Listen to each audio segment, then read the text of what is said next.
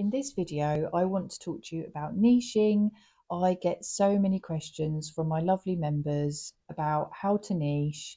If you are new to your creative business, maybe you've got a creative side hustle, you might be having a phase where you're stopping and starting, you can't decide what you want to do.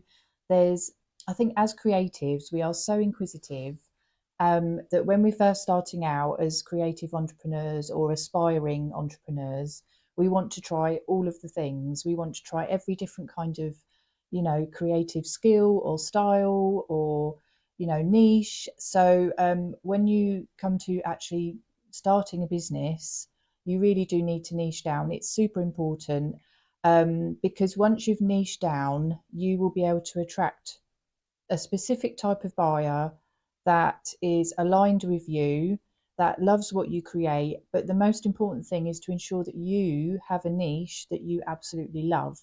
And I have heard other sort of handmade coaches say that you need to create what people are demanding, which I do kind of agree with.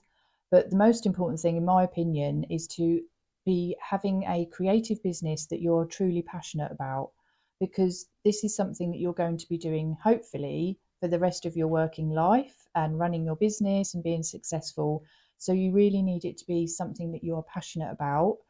And also, if you have been stuck in a day job that you don't enjoy, that you have been doing for many years, and it's not something that you like doing, then starting a business and then having to continue doing something that you don't enjoy just because, the market demands it or it's on trend is completely, crazy really, because then you might as well go back to your day job because you're stuck doing something that you don't enjoy.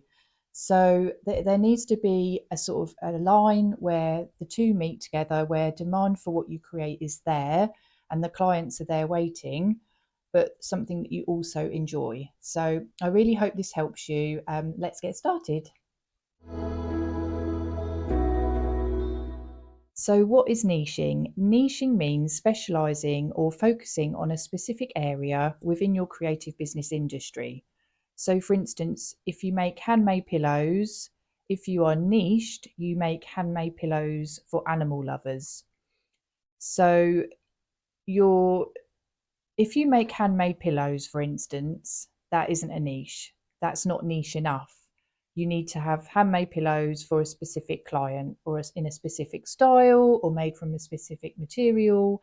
And that's how you start to attract those, that kind of a following and an audience that absolutely loves what you do, because you're appealing to a very specific person or group of people. It's about finding your unique corner on the internet or in your industry, where your skills and your interests meet together and your passions meet. So your skills, your interests, and your passions all sort of converge together, and that becomes your niche. So, as I said, passion is super important in this. Also, your skills, what you're particularly good at, and your interests. So, the three of those are super important: skills, passion, and interest. You need to niche because it helps you stand out in a crowded market. It attracts your ideal customers who resonate with your unique offerings. It streamlines your marketing efforts, making them more effective and more targeted. And when you're niched and you know who your ideal clients are, it makes marketing so much easier because you know exactly who you're talking to, and you're not just sort of talking into this void, which is a horrible feeling. I know how that feels when you're sort of not sure who you're talking to. So that really helps. It increases your profitability because you're focusing on a particular thing that you know you're good at, and that you are good at. And that helps to streamline your productivity as well. And it allows you to master your craft by focusing on a specific style or product range, leading to a higher quality and greater expertise. So, common misconceptions of niching. You may have worries about niching. I know that I did. So, some of them are that you're worried that you'll narrow your focus too much and you'll miss out on potential clients. There's a misconception that niching will stifle creativity. But in reality, it actually allows you to dive deeper into your craft and really hone your craft. And when you really are focused on a particular craft, you tend to get more inspiration and you really get really good at it. So it really does help you to up level your skills as well. So don't worry that you'll feel that you're not creative anymore. And the other thing to bear in mind as well is that once you've chosen your niche in your creative business, you can also do other things as a hobby. So if there's another craft that you've seen someone doing on Instagram, for instance, in like soap making, or so I always love watching soap making videos. I love soap. So if you see something like that that isn't in your niche and you want to try, do it as a hobby. You can still have hobbies, creative hobbies as well. So you can do that in your spare time if you have much spare time, that is. So just bear that in mind. You can always do other things sort of to scratch the itch, so to speak, in your spare time or, your downtime. So to niche, you need to identify your expertise or your craft. So, what is that one thing that you're really good at that you love to do?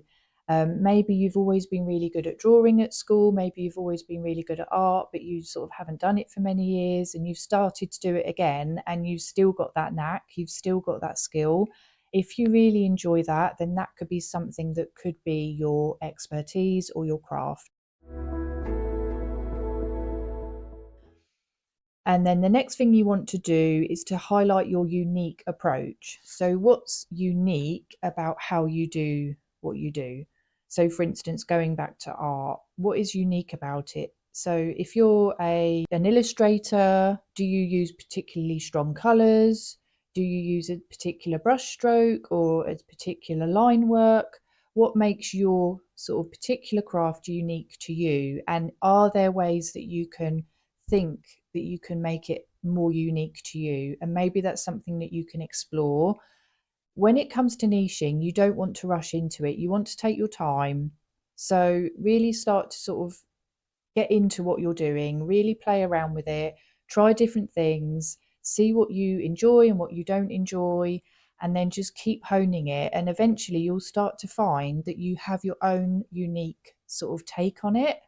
And that's when you can sort of think, oh, hang on a minute, I'm an illustrator, but I like to illustrate in really thick lines, or, I'm just thinking off the top of my head. But you know what I mean? You have to try to sort of think of what makes you unique and what will make you stand out. Specify your target audience. And a lot of people have trouble with this because they think, oh, I've got no idea. How can I figure out who my target audience is? All you need to do is to imagine who your dream client would be. So, who are the sort of people that you would love to work with? Who are the people that are going to pay you what you need to be paid for your work? Who are the people that are going to make creating for them fun or enjoyable or relaxing, whatever it is you need? Try to create a profile of your dream client. Think about where they're from, think about what income they have, their culture, their preferences, where they like to shop. And I know it can be scary to sort of really go deep on this, but you will find that once you've decided on who your ideal client is, you will start to attract them to you, because it happened to me. My ideal client was anthropology. Years ago, when I was working in my creative business, I had a big dream. I was only sort of doing it as a side hustle and I wasn't making a ton of money. And my dream client was anthropology. And I created products to suit their ranges on their website and in their stores.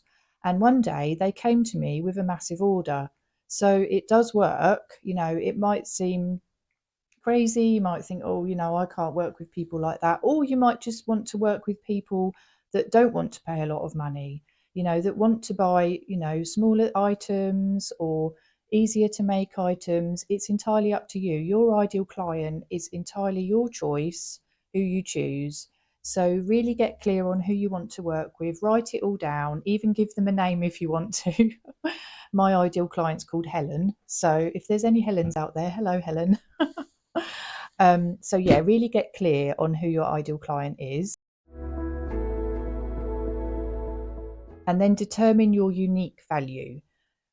So you've already decided on your, well, maybe not yet, but you will do. You will decide on your expertise or the particular craft that you do. So that's either sort of drawing or creating cushions or creating home decor. And then you're going to think about your unique approach. So the unique way you make those items. You're going to decide on your ideal client, and then you need to think about what unique value do you bring to your clients. So this is an example. If you're someone that creates lovely homemade decor for a cozy home, your unique approach is that you bring coziness to people's homes. You bring warmth, you bring joy or peace, or what is the problem that you're solving for your customers? What pain point are you relieving? Think about that, and that will give you your unique value. So really think about not just the specifics of the products you make. Think about what is it going to do for somebody? How is it going to benefit their lives? Really think about that, or what problem is it solving? So once you've figured all of this out, and it can, like I say, it can take some time, then what you want to do is create your niche statement. So your niche statement basically explains who you are, what you do, your unique value, and who you do it for. So for instance, a unique niche statement could be, I'm a handmade home decor artist dedicated to bringing rustic farmhouse elegance to country homeowners who crave warmth and style. So you've addressed what you do, who you do it for, your unique value, and the benefit that you bring to your clients. So you want to encapsulate everything that I've discussed in this video, all of the steps, and create it into your niche statement. And the great thing about having a niche statement is whenever anyone asks you at a party or something like that, what do? You always can say exactly what you do, and you want to put it on all of your bios, on your social media channels. You want to put it on your website, even on your business cards. And once you have your niche statement, you really feel sort of, the more you say it, the more you realize this is what I do, this is who I do it for. So you never get confused, and you'll always know who you're talking to when you create social media. And when you have your niche, everything becomes so much easier. And then you feel like you can move forward in your business. So I really hope these tips helped you. If you do need a little bit more in depth help with this, I do have a free planner. This planner is perfect for anyone who's just starting out, who's feeling stuck, feeling overwhelmed, and especially if you can't decide on your niche, because this basically goes over a lot of what I've said today, but there's tons of areas for journaling and things like that to help you even more. So if you want that, you can get it. It's completely free and it's linked down below. And if you would like any support on your journey as a creative entrepreneur, I do have two free groups, a side hustle group and a promotion group, which are listed below as well. So, yeah, I really hope this helped you. And please comment below if you have any questions as well. Thanks very much. Bye.